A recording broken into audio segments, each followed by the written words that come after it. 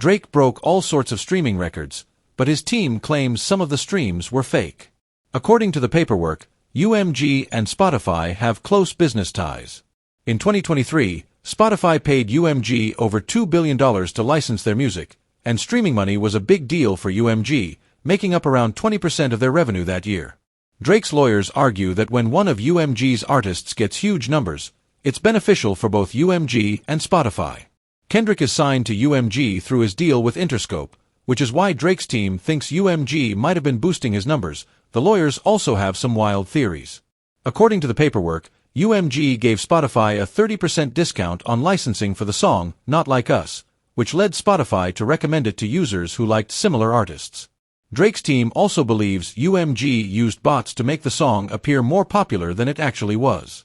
Things got even more suspicious when, during the summer of 2024, when the Drake and Kendrick beef was still fresh, a hacker told DJ Academics on a stream that Kendrick's team paid him to use bots and get 30 million streams for Not Like Us. Early on, when the song first dropped, it wasn't him. I'm not going to say he reached out to me himself, because obviously he didn't. It was definitely somebody from management. They wanted me to do 30 million early, which fed into the rest of the video. The hacker also claimed he was supposed to get $5,000 in points on the song, which everyone knew was a scam. Up front, I was promised 5K. Okay. They told me it was for a big artist. Promised 5K up front. Okay. They sent me 2.5K, and then I was also promised after the song performed, I was also going to receive, a little percentage of the song, so points on the song.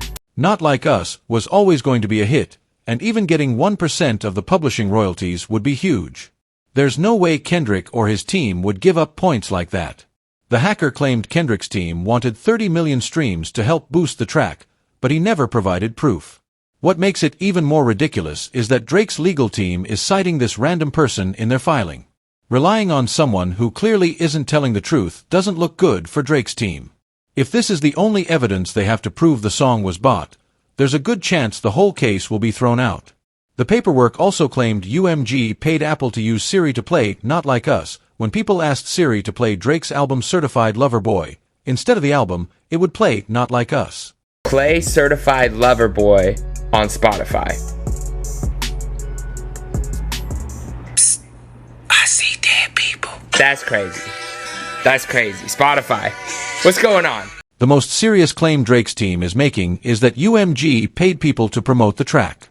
Paying radio stations to play songs has been illegal since 1934, and in 2020, the feds decided that paying influencers without disclosure was essentially the same thing.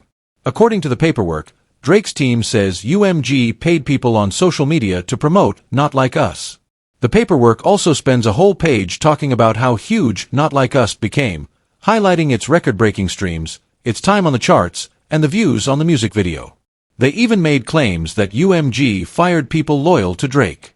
The paperwork states that Drake had tried to reach out to UMG to discuss the issue, but they refused to meet with him. When news broke that Drake was going legal instead of dissing Kendrick again, he was heavily mocked.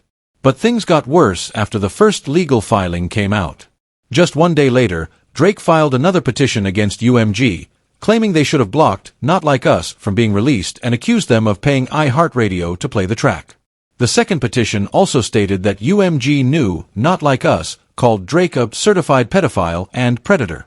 Drake's team argued UMG should have blocked the track but instead tried to turn it into a viral hit. The situation is wild because Drake admitted that Not Like Us hurt his career. But the most confusing part of taking it to court is that Drake himself sent wild shots at Kendrick too. On Family Matters, Drake called Kendrick a woman beater, rapping, "We get that you like to put gin in your juice. We get that you think you're Bishop and Juice. When you put your hands on your girl, is it self-defense, 'cause she's bigger than you?" In Hard Part 6, he said again, "You could drop 100 more records, I'll see you later. Yeah, maybe when you meet your maker. I don't want to fight with a woman beater. It feeds your nature." The drama between Drake and Kendrick is escalating in wild ways.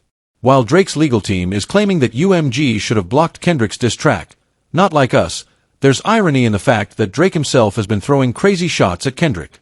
On the Heart Part 6, Drake rapped, "Stop buying views and bot comments. You may as well keep the paper you're about to need for later.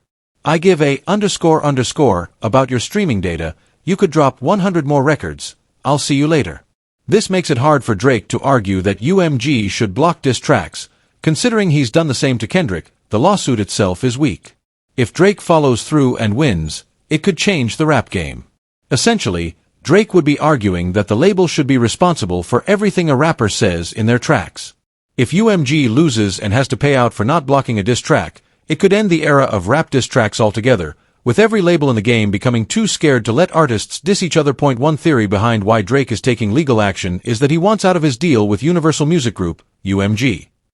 In 2022, Drake signed a rumored $400 million deal directly with UMG, one of the biggest in music history. Some people think UMG might have given Kendrick the green light to diss Drake because Kendrick's deal was almost up, and they wanted to keep Drake stuck in his bad deal.